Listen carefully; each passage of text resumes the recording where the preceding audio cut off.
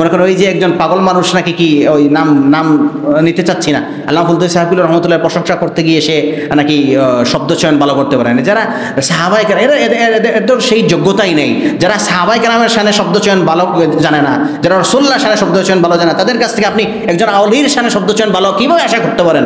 আপনি কি মেথরের কাছ থেকে আদর আশা করতে পারেন কখনো? আল্লামা ফুলতুলি সাহেবুল্লাহ রহমতুল্লাহ আলাইহি কি বাড়িতে ভিক্ষা করে বলছেন, আপনার সংগঠনে অনেক মানুষ মারা গেছে, আমরা যদি বলি লাত্তি খাইতে খাইতে মারা গেছে, যদি দরদ দেখাই আর বলি যে ও লাত্তি খাইতে খাইতে মারা গেছে, দুঃখ লাগে। এটা কি হয়? শব্দচয়ন ঠিক করতে হবে, আদব কায়দা শিখতে হবে, বুঝেন নাই?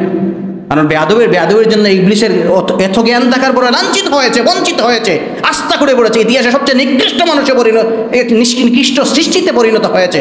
সুতরাং যদি একজন ইনসানের মধ্যে আদব না থাকে, একজন বুজুর্গের সামনে কীভাবে কথা বলবে, সাহাবায়ে কেরামের সামনে কীভাবে কথা হবে, আল্লাহ রাসূলের সামনে কীভাবে কথা বললে, তাহলে নিঃসন্দেহে উলাইকা কাল আনআম বাল হুম আদাল, এরা চতুষ্পদ জন্তুর চেয়ে আরও নিকৃষ্ট, চতুষ্পদ জন্তুর না, এদের চেয়ে আরও নিকৃষ্ট।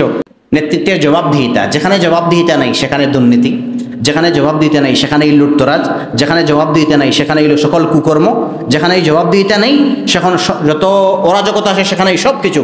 আপনার চিন্তা করতে হবে যে আপনার সংগঠনের একটা চেইন অফ কমান্ড আছে, সেই চেইন অফ কমান্ডকে আপনার জবাব দিতে হবে। তাই আপনি যখন সংগঠনের কর্মী হবেন, আপনি অন্য আম মানুষের মতো, অন্য ছাত্রের মতো আপনি কথা বলতে পারেন, অন্য ছাত্রের মতো আপনি ফেসবুকে যা ইচ্ছা তাই লিখতে পারেন না, অন্য ছাত্রের মতো আপনি যে ইচ্ছা তাই বক্তব্য দিতে পারেন।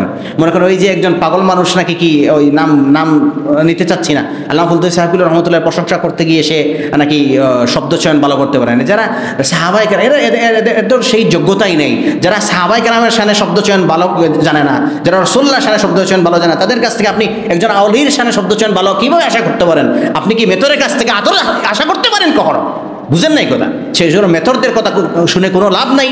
আল্লামা ফুলতুলি সাহেবুল্লাহ রহমতুল্লাহ আলাইহি জীবনের কত যদি 100 বছর হয়, 80 বছর 90 বছর কোরআনের খেদমতে কাটাই নিয়ে গেছেন। আল্লামা ফুলতুলি সাহেবুল্লাহ রহমতুল্লাহ আলাইহি কি বাড়িতে ভিক্ষা করে বলছেন, আপনার সংগঠনে অনেক মানুষ মারা গেছে, আমরা যদি বলি লাত্তি খাইতে খাইতে মারা গেছে, যদি দরদ দেখাই আর বলি যে ও লাত্তি খাইতে খাইতে মারা গেছে, দুঃখ লাগে। এটা কি হয়? শব্দচয়ন ঠিক করতে হবে, আদব কায়দা শিখতে হবে, বুঝেন নাই? কারণ বেয়াদবের জন্য ইবলিসের এত জ্ঞান থাকার পরে লাঞ্ছিত হয়েছে, বঞ্চিত হয়েছে, আস্থা করে পড়েছে, ইতিহাসে সবচেয়ে নিকৃষ্ট মানুষে নিকৃষ্ট সৃষ্টিতে পরিণত হয়েছে। সুতরাং যদি একজন ইনসানের মধ্যে আদব না থাকে, একজন বুজুর্গের সামনে কীভাবে কথা বলবে, সাহাবায়ে কেরামের সামনে কীভাবে কথা হবে, আল্লাহ রাসূলের সামনে কীভাবে কথা বললে, তাহলে নিঃসন্দেহে উলাইকা কাল আনআম বাল হুম আদাল, এরা চতুষ্পদ জন্তুর চেয়ে আরও নিকৃষ্ট, চতুষ্পদ জন্তুর না, এদের চেয়ে আরও নিকৃষ্ট। যারা এদের মধ্যে আদব নাই, আদব মানুষকে সবচেয়ে যুগ বিজেতা বানিয়ে ফেলে, আদব মানুষকে মহব্বতের অধিকারী বানায়। সুলতান ফাতিহ আহমেদ রহমতুল্লাহ আলাইহি, যিনি তার মধ্যে এশক পয়দা হয়েছিল আদবের মাধ্যমে, তিনি বলেছিলেন নবীর প্রতি আদব দেখাতে গিয়ে, সাহাবায়ে কেরামের প্রতি আদব দেখাতে গিয়ে যখন আমি নবীর প্রেম মহব্বত ইশক অনুভব করেছি, তখন থেকে আমি রাসূল সাল্লাল্লাহু আলাইহি ওয়াসাল্লামের সেই তামান্না, রাসূল সাল্লাল্লাহু আলাইহি ওয়াসাল্লামের সেই ঘোষণা দেওয়া শ্রেষ্ঠ একজন বিজেতা হতে চেয়েছি।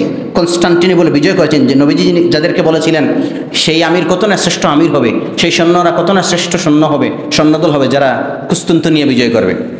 সুতরাং যারাই আদব শিখেছেন তারা যুগে শ্রেষ্ঠ হয়েছেন, ইতিহাসে শ্রেষ্ঠ হিসাবে রয়েছেন। আর যারা বেআদব হয়েছে ওদের মতো, তারা ইতিহাসে সবসময় আস্থা করে পড়েছে, নিকৃষ্ট গর্হিত ইনসান হিসেবে প্রতিষ্ঠিত হয়েছে।